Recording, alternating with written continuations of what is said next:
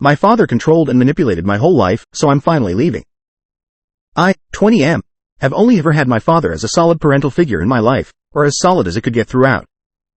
He and my mother, who I've never met before, separated when I was too young to remember her and apparently officially divorced in 2012. She has had zero contact with me and my dad has not told me anything about her at all, even if I asked when I was younger. He, with the help of my grandparents, paternal, raised me entirely. Throughout my life he was always up and down. When I was a young child he didn't treat me poorly from what I can remember but left to work abroad for over a year without me, and also uprooted my whole life several times because of anything that was happening for him personally. It ranged from moving me from my hometown so he could live with his girlfriend who I'd never met before, to fully moving me from one country to another no matter how much I protested and cried because he knew what was best and he was getting a promotion. This continued for years. Many women entered and left my life and I've lived in many apartments, none of which I ever got used to enough to call home. Back then it felt like regularity, but looking back now it caused me so much stress and emotional imbalance from how turbulent it all was. In the last couple of years he expanded his poor treatment of me into other areas of our lives. Getting mad at me for missing several calls turned into insulting me and calling me names over not responding to his messages immediately.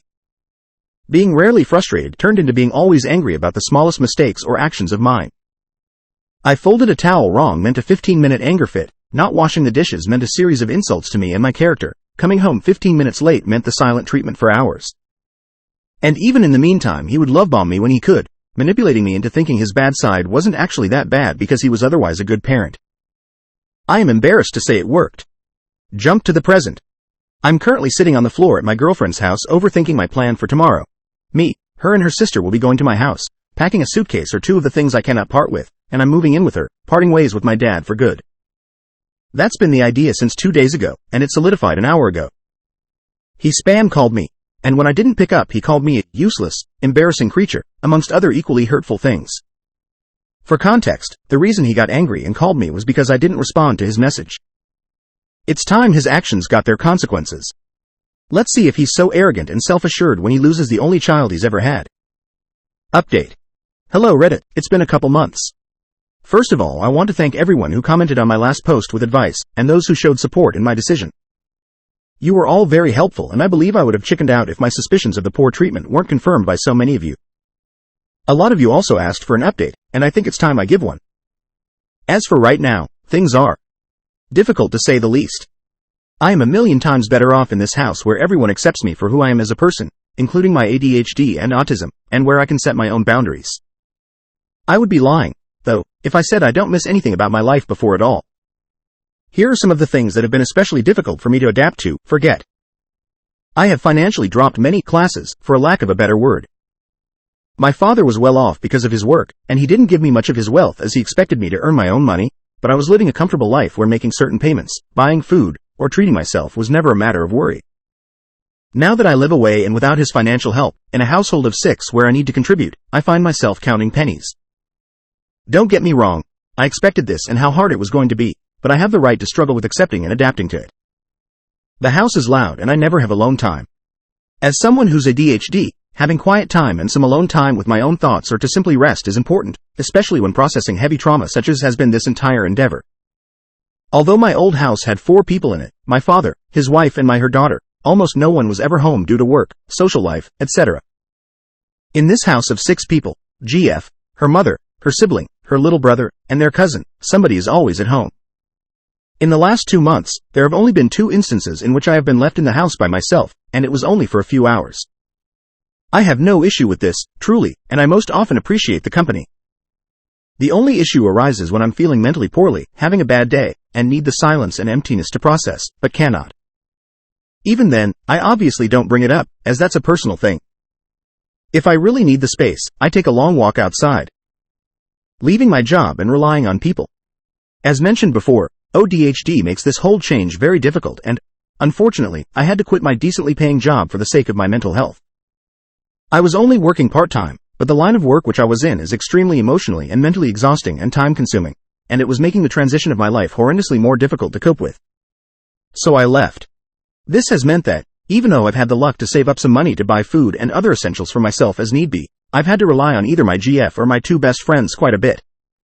Being someone who, through my entire life, has helped other people financially because I've been stable, I have found it particularly hard to ask for help when I need it, and accepting it when it's been given to me. It comes with a lot of guilt and a feeling as though I've become a burden to the household, even though while I was working I was contributing 1/3 of my paycheck to rent, bills, food, etc. I'm looking for work semi-actively right now, but I've so far been encouraged by the close people in my life to take it easy and take as much time off as I need to get a footing so that I don't end up burning out. Dropping out of uni. One of the biggest issues I had at home was that I was forced to continue my academics after high school. Now, I have always believed that university is good if you have a path you wish to follow and are sure about it. For those of us, though, who don't know what they want to do with their life, uni just becomes a stress factor where you aren't fighting for your own education, but for the satisfaction of someone else. Whether we're pleasing parents, which I was attempting to do because my father would tell me I owed it to him for how much he paid and sacrificed for my education, society or someone else, it's one of those things that will eventually burn you out and make you lose sense of what you actually wish to do. One of the first things I did when I left was to drop out of uni. I am happy I am no longer forced to learn things I hate and to adapt to a pressuring routine on top of working, but hearing all my friends go to uni and some of the judgment from them has made me doubt my choice. The transition itself from suddenly not having anything to learn has, too, been a difficult thing to start adjusting to. I miss my dad. No, I don't mean the entitled piece of shush that I ran away from who abused me for years and destroyed my self-esteem, my dreams, and my sense of sense. I mean the man who, when I was little, would bring me back gifts after every long-distance work trip and hug me for hours because I missed him. I mean the man who, if I came back from school upset, would take me to my favorite restaurant so I would have my favorite meal and would then let me stay up a little later, watching my comfort movie with me. I mean the man who took me on several holiday trips when he could and let me explore the world as much as I could even while I was young. The man who told me he was proud of me when I won an art competition or when I got an amazing result on a test. The man who said, "Loves ya," instead of, "I love you," because I said it once as a kid. The man who made funny faces every time I filmed him for anything because he knew I found it funny. I miss my dad, and it's hurting and difficult to forget that the reason I left was because that man no longer existed, and hadn't for a very long time. All of that being said though, I'm happy that I left when I did. My life was getting to a point where my entire existence was controlled by my dad and his moods. How my day ended depended of whether, when I came home, he would say, "Welcome back," or, "Where the hell have you been?" said in simple terms. I couldn't dress and be myself because he always had an issue with me being LGBTQ+, in sexuality and gender terms, and he'd never call me by my preferred name to demean my existence.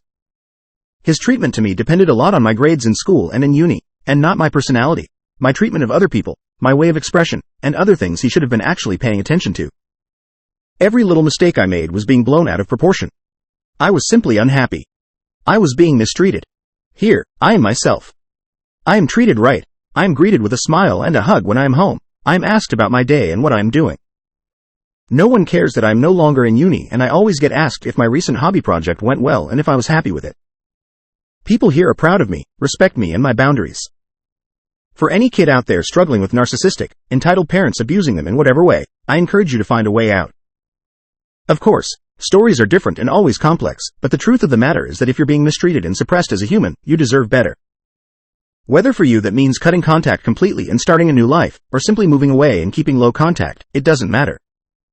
Taking the step in parting ways with the toxicity in your life helps you in the long run. And if someone tells you, you're just taking the easy way out, and you don't care about the consequences, leaving isn't the easy way out. It's one of the hardest, most complicated ways of leaving that does cause a lot of consequences you will struggle with. But you will start feeling better. You will have the chance to live life in your own terms and build yourself up again without the looming presence of disappointment and pain from those who were meant to protect you from it. You've got it.